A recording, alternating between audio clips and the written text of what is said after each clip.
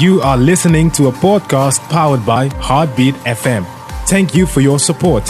For more content, visit our website at www.heartbeatfmsa.co.za. Goeiemôre al die luisteraars en kykers, die luisteraars van Heartbeat FM en Oudtshoorn Park se YouTube kykers. Baie hartlik welkom om vanoggend saam met ons hier stil te word rondom die woord van die Here. Kom ons buig ons hoofde in gebed. Wonderlike Here, baie dankie dat ons in hierdie oggend kan weet, U is die Here. U is die God van Abraham, Isak en Jakob, wat U self kom openbaar het aan ons mense. U het na ons toe gekom. U het met ons 'n verbond gesluit. En daarvoor kan ons maar net voor U buig in aanbidding. Dat U U Seun Jesus Christus gestuur het om 'n volkome versoening vir ons te bewerk. Hoe kan ons dit ooit genoeg dankbaar wees daarvoor? Dankie Here, dat U die Here is, en ons bid dat U ook vanoggend deur die Heilige Gees vir ons sal help, dat ons waardige kinders van U mag wees. Lei ons asseblief in U waarheid, Here. In Jesus naam. Amen. Ek wil graag vanoggend vir ons op 'n reis neem saam met Moses en die Israeliete. As 'n mens die boek Exodus lees, dan raak jy bewus dat een van die kerntemas in die boek van Exodus is die hele, wil ek amper sê, stryd tussen Moses en die volk. Hulle, dis eintlik 'n beskrywing van hoe Moses en die volk met mekaar verskil het op hierdie reis deur die woestyn. En ek wil net in kort 'n paar skrifgedeeltes lees wat ons help op hierdie reis. Moses, weet ons, het as klein babatjie is hy na die Egiptiese paleis toe, waar die farao se dogter hom grootgemaak het. Toe hy groot is, toe het hy verkies om liewerste met sy geboortevolk te identifiseer. Nadat hy 'n Egiptenaar doodgeslaan het, het hy gevlug na die woestyn, waar hy vir sy vrou ontmoet het, en vir 40 jaar het hy daar in die woestyn saam met sy skoonpa geboer. En dan op 'n dag is daar 'n brandende braambos. En as hierdie bos nie kan uitbrand nie, dan gaan hy nader om te kyk wat aangaan. En as hy by die bos kom, begin die Here met hom praat. Sê vir hom, jy staan op heilige grond, trek uit jou skoene. En dan lees ons nou in Exodus 3 vanaf vers 9. Die noodkrete van die Israeliete het my bereik, sê die Here. En ek het ook aanskou hoe Egipte hulle verdruk. Daarom stuur ek jou na die farao toe, sodat jy my volk, die Israeliete, uit Egipte kan bevry. Toe sê Moses vir God, wie is ek, dat ek dit by die farao sou waag, en dat ek die Israeliete uit Egipte sou bevry? God het Moses geantwoord, ek sal by jou wees, en die bewys dat ek jou gestuur het, sal dit wees. Wanneer jy die volk uit Egipte bevry het, sal julle my by hierdie berg aanbid. Daarna sê Moses vir God, sê nou maar ek kom by die Israeliete en ek sê vir hulle, die God van julle voorvaders het my na julle toe gestuur, en hulle vra vir my, wat is sy naam? Wat moet ek dan vir hulle sê? Toe sê God vir Moses, ek is wat ek is. Jy moet vir die Israeliete sê, ek is, het my na julle toe gestuur. Verder sê God vir Moses, jy moet ook nog vir die Israeliete sê, die Here, die God van julle voorvaders, die God van Abraham, die God van Isak, die God van Jakob, het my na julle toe gestuur. Dit is ewig my naam, dit is die naam waarmee ek aangeroep moet word, van geslag tot geslag. Gaan roep nou die leiers van Israel by mekaar en sê vir hulle, die Here, die God van julle voorvaders, die God van Abraham, Isak en Jakob, het aan my verskyn en gesê, ek weet van julle, en ek weet ook wat julle aangedoen word in Egipte.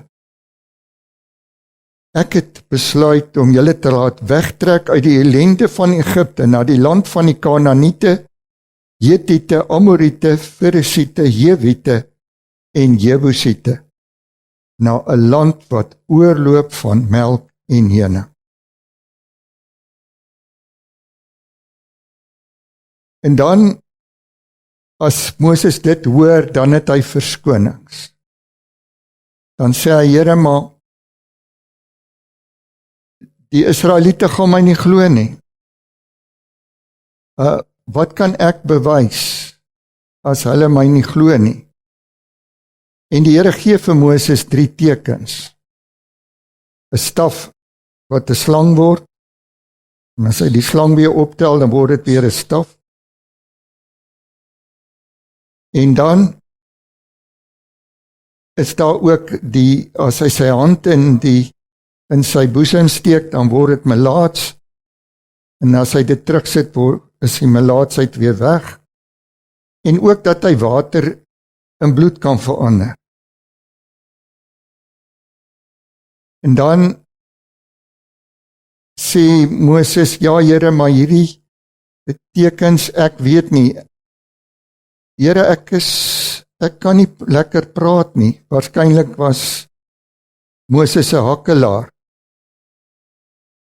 En dan sê die Here vir hom, maar ek is by jou, dis ek wat jou laat praat. Jy moenie bekommerd wees nie. En dan sê die Here vir Moses, maar ek stuur vir jou iemand saam. Jou broer kan saam met jou gaan. En dan lees ons daar in Exodus 4 vers 13. Maar Moses antwoord, asseblief tog Here, stuur liewer iemand anders. Toe word die Here kwaad vir Moses en sê, Aaron die Leviet is mos jou broer, en ek weet hy kan sy woord goed doen. Hy is al op pad om jou te ontmoet, en hy sal bly wees om jou weer te sien. Praat met hom, en sê vir hom wat om te sê. Ek sal by jou wees. As jy praat en by hom, as jy praat, en ek sal julle leer wat om te doen.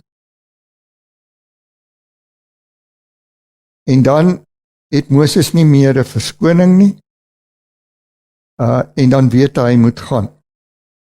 En dan lees ons in vers 27, intussen het die Here vir Aaron opgedrag gegee om Moses in die woestyn tegemoet te gaan. Hy het gegaan en hom by die berg van God aangetref en met 'n soen gegroet. Moses vertel toe vir Aaron van alles waarvoor die Here hom gestuur het. ook van al die tekens wat hy hom beveel het om te doen. Moses en Aaron het gegaan en al die leiers van die Israeliete bymekaar geroep. Aaron het hulle alles vertel wat die Here vir Moses gesê het. En daarna het Moses die tekens voor die volk gedoen. Hulle het hom geglo. Toe hulle hoor dat die Here die nood van die Israeliete gesien het en hom 'n lot aangetrek het, het hulle in aanbidding gebuig. Hierdie woorde het nou groot verwagtinge by die Israeliete geskep. Toe gaan Moses nou na die Farao toe, en ons ken die geskiedenis, toe hulle vir Farao vra dat hulle wil die Here gaan aanbid in die woestyn, het hy net gesê, nee, julle kan nie gaan nie. En toe gee hy vir sy onderdane daar opdrag, hulle moenie langer van die strooi bymekaar maak wat hulle nodig het om die stene te maak nie. En die Israeliete moet self die stene, self die strooi gaan haal, maar hulle moet nog dieselfde aantal stene maak. Die Israeliete het toe gevoel, maar dis baie onregverdig, en hulle stuur 'n paar van hulle leiers om met Farao te gaan praat, om vir hom te sê, maar dit is onregverdig. Maar Farao wou nie ingee nie. En dan lees ons nou Eksodus 5 vers 19. Toe die Farao vir die Israelitiese opsigter sê, dat die daaglikse kwota bakstene nie verminder gaan word nie, het hulle besef wat 'n ramp hulle getref het. Moses en Aaron het hulle buite ingewag. En toe die opsigters van die Farao af by hulle kom, sê hulle vir Moses en Aaron, mag die Here julle straf, omdat julle ons naam sleg gemaak het by die Farao, en sy amptenare en vir hulle 'n swaard in die hand gegee het om ons mee dood te maak. Dit moes seker 'n vreeslike slag eintlik vir Moses gewees het. En dan lees ons vers 22, daarna het Moses weer na die Here gegaan en gesê, Here, waarom werk u so sleg met hierdie volk? Waarom het u my nou eintlik gestuur? Van die eerste oomblik af dat ek by die Farao gekom het om in u naam te praat, het hy hierdie volk mishandel. Tog het u niks gedoen om die volk te red. Toe sê die Here vir Moses, nou sal jy sien wat ek met die Farao gaan doen. Ek gaan hom dwing om my volk te laat gaan. Ja, ek gaan hom dwing om hulle uit sy land uit weg te jaag. God het vir Moses gesê, ek is die Here. Ek het aan Abraham, Isak en Jakob verskyn as God die Almagtige. Maar my naam, die Here, het ek nie aan hulle bekend gemaak nie. Doch het ek my verbond met hulle gemaak, naamlik om die land Kanaan aan hulle te gee, 'n land waarvan hulle nie burgers was nie. Ek het die gekerm van die Israeliete wat deur Egipte verkneg word, duidelik gehoor, en ek het aan my verbond gedink. Daarom moet jy vir die Israeliete sê, ek is die Here. Ek sal julle van die dwangarbeid van Egipte bevry. Ek sal julle van die verknegting verlos. Ek sal julle vrymaak met mag en met groot reddingsdade. Ek neem julle aan as my volk, en ek sal julle God wees. Dan sal julle besef dat ek die Here julle God is, wat julle van die dwangarbeid van Egipte bevry. Ek sal julle bring na die land toe, wat ek met 'n eed aan Abraham, Isak en Jakob beloof het. Ek sal dit julle eiendom maak, ek is die Here. Dit het Moses toe aan die Israeliete vertel. Maar luister nou mooi hier. Maar in hulle moedeloosheid oor die harde werk, het hulle nie na hom geluister nie. En dan weet ons nou wat gebeur. Die 10 plaae kom, en uiteindelik, soos die Here gesê het, met die 10 plaae, met die laaste plaag waar die eerstgeborene sterf, het Farao nie net gesê, hulle kan trek nie, hy het hulle uitgejaag uit die land uit. En hierna het die Israeliete verskeie wonderwerke beleef, maar telke male het hulle weer gaan kla by Moses en vir Moses die skuld gegee, waarom hulle nou in hierdie situasie in die woestyn is, hulle het nie kos nie, hulle het nie water nie. Elke keer voorsien die Here, maar die Israeliete bly kla. En dan kom hulle uiteindelik by die beloofde land, en hulle stuur die spioene in die beloofde land in, om te gaan kyk hoe dit lyk.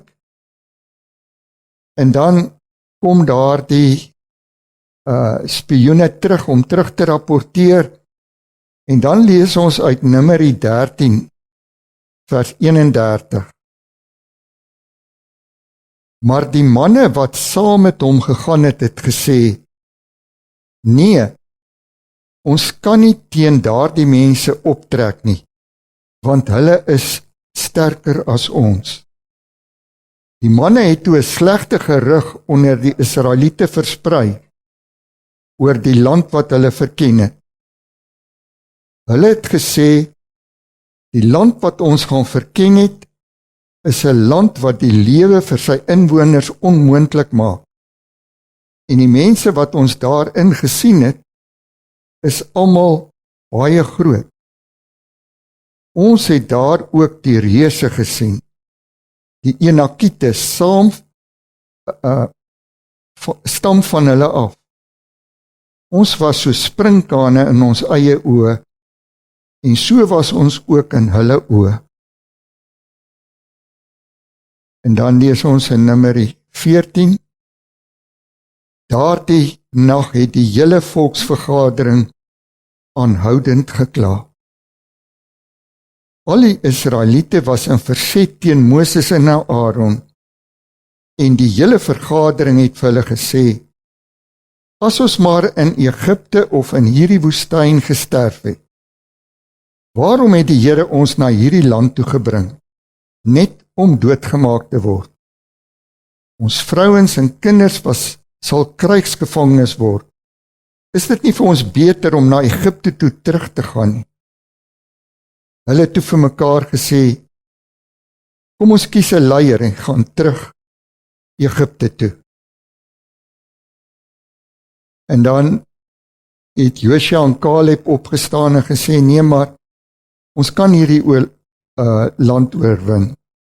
Maar dan in vers 10, maar die hele vergadering het gedreig om vir Josua en Caleb met klippe dood te gooi. En dan kom die Here se reaksie in vers 22.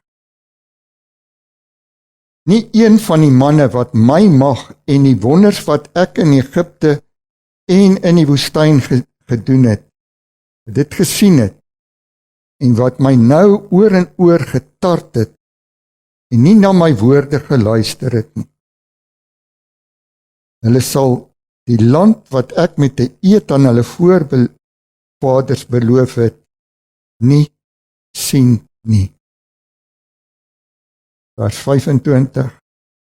Draai môre om en trek weg na die woestyn toe met die rietseepad.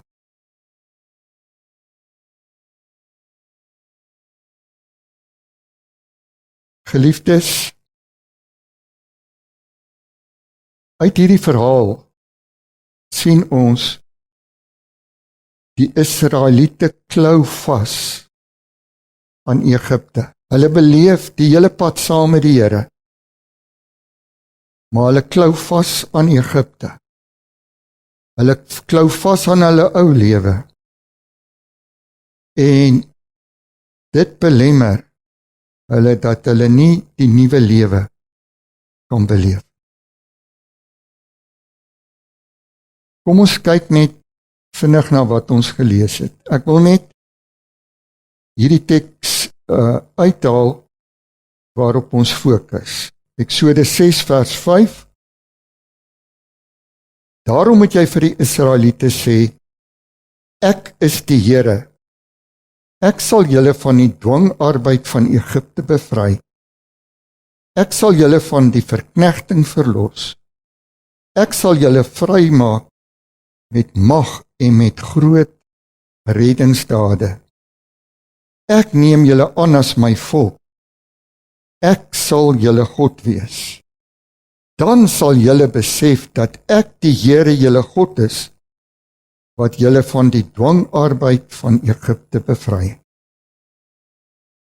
Ons moet onthou dat wanneer die Here hier na Moses toe kom en Moses na die volk toe stuur, is Israel al 400 jaar in Egipte.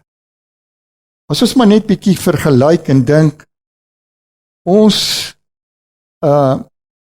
Europeane is nou ook 400 jaar in Suid-Afrika. Dink net bietjie terug, wat weet jy nou eintlik van die tyd van Jan van Riebeeck af? Wat weet jy eintlik van hoe Jan van Riebeeck hulle aanbid het? Alles het verander en ons weet, as ons kyk na vandag, dan sien ons het so gewoond geraak aan ander godsdienste rondom ons, dat ons vandag praat en sê maar, ons moet ook vir die ander godsdienste plek gee, en dit het ook by die Israeliete gebeur. So toe Moses daarna sy volk toe gaan in Egipte, en hy kom skielik en hy sê vir hulle, hier kom ek namens die God van Abraham, Isak en Jakob. Was Abraham en Isak en Jakob miskien maar vir hulle woorde soos Jan van Riebeeck vir ons woord is? Maar nou kom sê die Here hier vir Moses baie direk, as Moses vra, maar vir wie moet ek sê, wie stuur my? En toe sê die Here vir hom, ek is wat ek is. In Hebreëus is dit die woord JHWH, as jy streng op Hebreëus gaan, want hulle het nie klinkers ingesit nie. Maar wat ons vandag uitspreek as Jahwe. Die Here kom sê vir hulle, my naam is Jahwe. Ek is wie ek is. Ek is die een wat alles in my hand hou. Hy sê vir hulle, daar ek vergeet nie my verbond nie. Ek het 'n verbond met Abraham, Isak en Jakob gegaan. En daardie verbond beteken ek het 'n verbond met julle en ek wil getrou wees aan hierdie verbond. En wat ons nou moet raak sien in hierdie hele verhaal, vir die Here gaan dit die heeltyd daaroor, dat hierdie volk moet raak sien, hy is die Here. Daarom doen hy die wonderdade. En as hulle voor die see te staan kom, dan maak hy die see oop. As hulle nie kos het nie, dan stuur hy die kwartels. As hulle nie water het nie, laat hy Moses water uit 'n rots uitkom. Kon hierdie mense nie gesien het nie. Wat meer nog is, die Here het vir hulle elke dag 'n sigbare bewys gegee dat hy saam met hulle is. Daar was 'n wolkkolom bokant hulle. As die wolkkolom gaan staan, dan weet hulle moet eers daar uitspan en hulle moet daar vertoef. as die wolkkolom oplig, dan weet hulle moet verder trek. Hy het letterlik saam met hulle geloop. Kon hulle nie raak sien dat die Here saam met hulle is. In die nag is daar 'n vuurkolom wat vir hulle lig gee. Mens vra eintlik maar, Israeliete, kan julle dan nie sien, hoekom het julle elke keer getwyfel? Die Here se plan was om hierdie volk te leer dat hulle kan hom vertrou. En dan kom hulle daar by die beloofde land. En die eerste keer as hier nou moeilikheid kom, of hulle dink is moeilikheid, hier is nou hierdie reuse aan die ander kant, en hierdie 10 spioene sê dadelik, hierdie mense is te groot vir ons sal hulle nooit kan oorwin nie. As Moses ons nou daar instuur, is dit so selfmoord, hulle gaan oor ons loop. Vergeet hulle dan op daardie oomblik, dat God hulle tot daar gebring het, dat hy vir hulle bewys het hoe hy by hulle is, het hulle dan nie deur die Rooi See getrek, toe Farao agter hulle aangetrek het nie.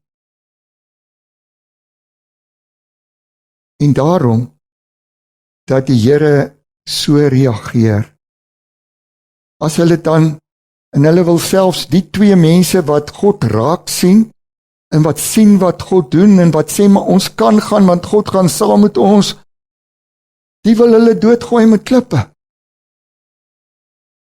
En dan sê die Here, julle het nog nie geleer om my te vertrou nie. Trek maar terug in die woestyn in. Julle moet nog meer leer. En eintlik wat hy dan ook vir hulle sê is, ek vertrou julle kinders sal leer, want nie een van julle wat nou al die wonderdade gesien het wat ek gedoen het, en my nog nie vertrou nie, julle gaan maar nou sterf in die woestyn. En ek sal met julle kinders, sal ek intrek in die land Kanaan in. God vergeet nie sy verbond nie. Wat is die beloftes wat hy gemaak het? Hier sê vers 5, ek sal julle van die dwangarbeid van Egipte bevry. Ek gaan julle uitvat uit Egipte, waar hierdie mense nie langer julle so kan verneder, en julle so sleg kan behandel nie. Ek gaan julle omstandighede verander, dat julle vry kan word. Maar die Israeliete het waarskynlik, toe hulle dit gehoor het, gedink, hier wag Ethiopië op ons. As die Here ons nou gaan bevry van hierdie slawe arbeid hier in Egipte, dan gaan ons Ethiopië hê.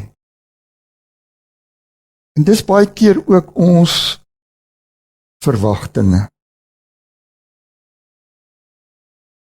Baie keer dink mense, as ek nou die Here aanneem as my verlosser, dan is ek vry en dan verwag ek Ethiopië. Ek gaan ryk word, ek gaan die rooi tapuit sal vir my uitgerol word. Maar dit is nie soos dit werk, nie? As ons kyk daar in Matteus 5, waar die Here die saligsprekinge sê, dan sê hy, geseënd is jy as jy afhanklik is, geseënd as jy sagmoedig is, en hy gee daar die 7 karaktertrekke van 'n Christen. En wat is die laaste wat hy sê? Geseënd is jy as die mense jou vervolg en sleg sê en verneder. Die Here gee nie vir ons omstandig, as hy ons vry maak van die sonde, want as ons hierdie moet toepas, ons is onder die slawerny van die sonde. As hy ons vrymaak van die sonde, beteken dit nie, hy gaan nou vir ons 'n maklike lewe gee. Want die probleem is, in die tweede ding wat hy hier sê, ek sal julle van die verknegting verlos. Wat bedoel daai verknegting? Hy kan uiterlik die omstandighede verander, maar die verknegting sit binne-in. Die slawe gesindheid is binne in my. So, die Here maak my los as hy my red deur sy bloed. Maar dan is daar nog 'n verknegting aan die sonde in my hart. Ek het nog steeds daardie wil om sonde te doen. Ek het in my hart 'n verknegting. En hy wil my daarvan verlos. En dit is waarom hy my deur 'n woestyn vat. Waar dit nie altyd maklik is nie. Maar waar as ek opkyk na hom sal ervaar, sy wolkkolom is bokant my, sy vuurkolom is bokant my in my nagoomblik. Ek kan ervaar, as ek nie kos het nie, gaan hy vir my gee. As ek nie water het nie, gaan hy water laat kom. Ek kan op hom staat maak, hy wil my leer. Ek kan in alles op hom staat maak. Maar hoe gou val ons terug op die ou dinge? Die oomblik, as dit vir my lyk of die Here nie vir my gaan voorsien nie, dan maak ek my eie planne. Ek gaan maak eie planne en dan kom ons, ja, ek kan maar die lotto speel, want dan kan ek dalk vinnig geld kry. Waar is my vertroue in die Here dan? Ek kan maar hier 'n bietjie kil en daar 'n bietjie bedrieg. Korrupsie is nie so erg nie, veral as die regering ons voorgaan, en dan kan ons dit mos maar doen. Sien julle daai verknegting hier binne ons? En die Here wil ons vry maak daarvan. Hoe wil hy ons vry maak? Hy sê dit in die volgende woorde. Ek sal julle vrymaak met mag en groot reddingsdade.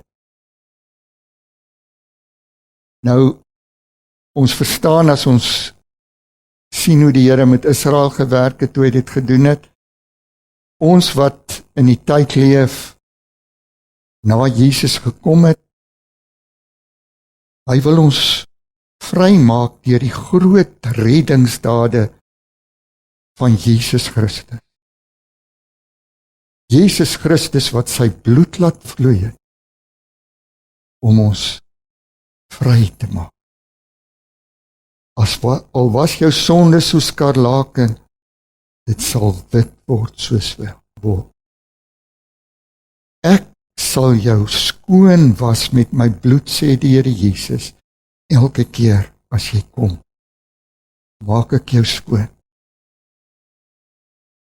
Ek doen dit, my mag wys ek deur die krag van die Heilige Gees, wat ek gegee het om in jou te woon, om jou nuut te maak,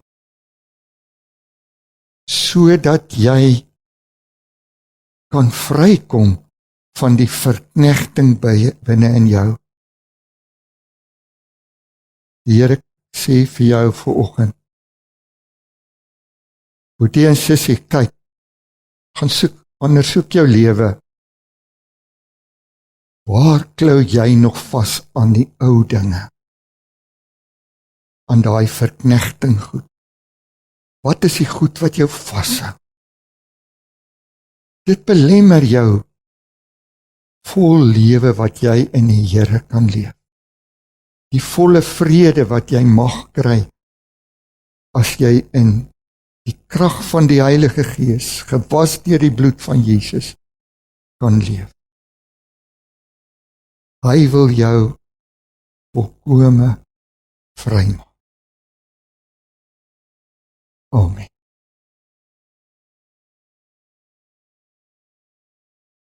Here, baie dankie dat ons vanoggend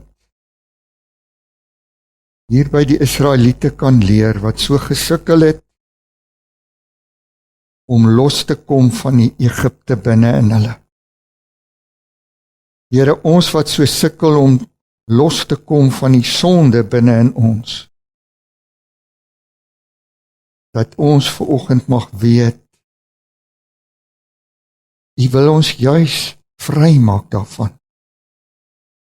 En daarom stuur U ons ook maar baie keer terug in 'n woestyn in, sodat ons kan leer, ons kan op U vertrou. As ons op U vertrou, sal U ons vry maak. Sal U ons die nuwe lewe in oorvloed gee. Ons dank U daarvoor, Here. Ons vra dit in die naam van ons Here Jesus. Amen. You were listening to a podcast powered by Heartbeat FM. Thank you for your support. For more content, visit our website at www.heartbeatfmsa.co.za.